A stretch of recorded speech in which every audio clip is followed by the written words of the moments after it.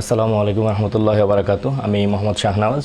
আমি আজকে আমাদের বাসাবাড়িতে যে নন ফ্রোস্ট রেফ্রিজারেটর ব্যবহার করা হয় সেই নন ফ্রোস্ট রেফ্রিজারেটরের ফ্যান মোটর অথবা ফ্যান চলে না, কি কারণে চলে না এবং এগুলোর প্রতিকার কি এই বিষয়ে আলোচনা করব। আমাদের একটি নন ফ্রোস্ট রেফ্রিজারেটর বাসাবাড়িতে যেগুলো ব্যবহার করি আমরা, সেটার ফ্যান মোটর চলে না। এর বিশেষ কারণ হচ্ছে পাওয়ার সাপ্লাই সমস্যা, অর্থাৎ লো ভোল্টেজ অথবা হাই ভোল্টেজের কারণে ফ্যান মোটর সমস্যা না থাকতে পারে, পাওয়ার সাপ্লাই সমস্যা থাকতে পারে। আরেকটা পাওয়ার সাপ্লাই সমস্যা থাকলে এটাকে চেক করে নিতে হবে, পাওয়ার সাপ্লাই ভোল্টেজ লো অথবা হাই আছে কিনা বা পাওয়ার সাপ্লাই সঠিকভাবে পেয়েছে কিনা। আর একটা হচ্ছে ফ্যানের যে মোটর আছে সেই মোটরের ওয়াইন্ডিং পুড়ে গেছে অথবা ওয়াইন্ডিং দুর্বল হয়ে গেছে, সেক্ষেত্রে আমাদের ওয়াইন্ডিং রিওয়াইন্ডিং করে নিতে হবে।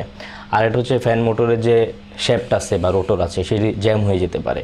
শ্যাফট এবং মোটর যদি জ্যাম হয়ে যায় সেক্ষেত্রে এটাকে বেয়ারিং চেঞ্জ করে নিতে হবে অথবা লেদে গিয়ে ঠিক করে নিতে হবে। আরেকটা কারণ হচ্ছে এটার ক্যাপাসিটর, ফ্যান মোটরের মধ্যে একটি ছোট ক্যাপাসিটর আছে, সেই ক্যাপাসিটরটি যদি দুর্বল হয়ে যায় সেক্ষেত্রে ক্যাপাসিটরটি চেঞ্জ করে দিতে হবে।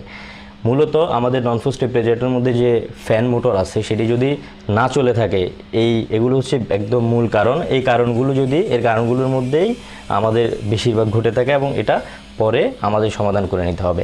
ধন্যবাদ সবাইকে।